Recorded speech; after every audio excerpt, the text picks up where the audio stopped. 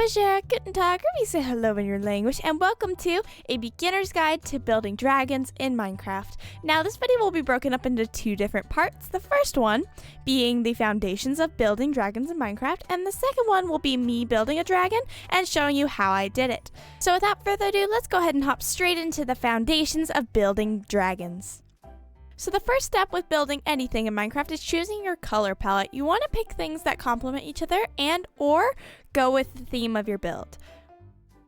Another important aspect of building dragons is determining where the spine is going to go. So in order to do that, we're going to make a simple line, and this is where our dragon's spine is going to be. This will determine where exactly we build things, where we put certain appendages, and how the dragon's going to flow.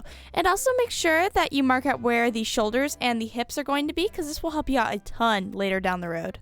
And again, you want to make sure that your spine follows the curve you want your dragon to follow.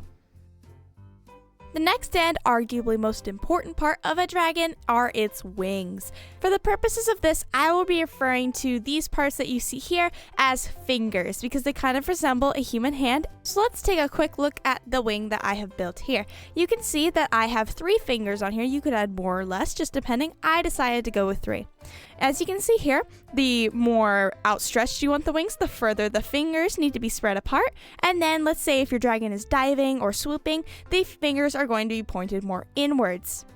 So for this part, I'd highly recommend that you look at your own hand to figure out how exactly it moves. That way we can translate it into what we're building here. So I'd now like to draw your attention to how I have shaped the entire wing itself. You can see that there are 3 main segments of this wing. We have the upper arm, we have the forearm, and then we have the fingers. You can see that I have clearly defined which spot is which, and this will definitely help if you're trying to make a dynamic pose with your dragon. You'll want to look at your own arm as reference to see how exactly your arm bends, because that is how your wings of your dragon are going to bend as well. So now that these fundamental basics are out of the way, let's go ahead and look at what I did to build my own dragon and some tips and tricks that I have for you. So the first thing I'd recommend starting out with is the spine of the dragon. This is your main area of the dragon, is where most of your building is going to stem from. I like to try to define where the shoulders and the hips are going to be, because that definitely helps me out when I'm trying to plan how the body shape is going to work and where I want certain things and just things like that.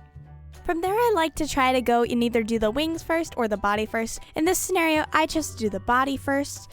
And what you want to do is want to really define where the chest cavity and the pelvic cavities are. This will really help you to find the dragon's shape and make it look a lot more natural. You may want to experiment with some dragon head designs before you go and build your own.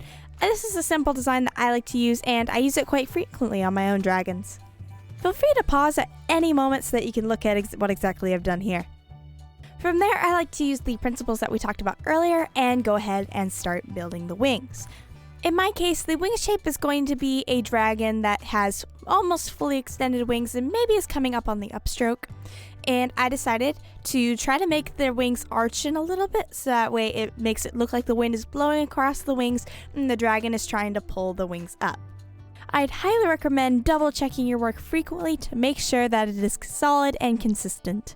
From there, I went ahead and made the body more detailed. I decided to include my gray color palette, and I put mossy cobblestone on the back and more lighter blocks on the underside. I would highly recommend using gradients when building your dragon because it makes it seem more realistic and it makes the build look so much more interesting.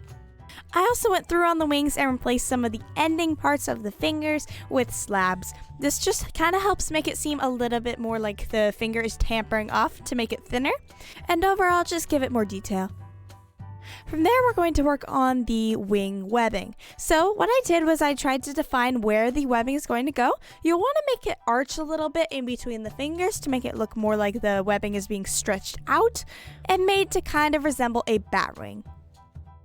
From there, just go ahead and start building up the layers, matching the webbing to the different fingers, and maybe even adding a gradient later on just to make it a little bit more interesting. Ta-da! You have a dragon! I hope you enjoyed this video, and if you did, be sure to let me know down in the comments below. Also, if you have any questions or anything relating to building, or like dragons and such like that, let me know in the comments. I'll try to help you out. And anyway, thank you all so much for watching. If you enjoyed, be sure to leave your support. It's greatly appreciated. And we'll see you all in the next video or live stream. Oh, also, be sure to join our Discord down below. We're going to have some fun events as soon as we have enough people. Anyway, hope you enjoyed. Bye!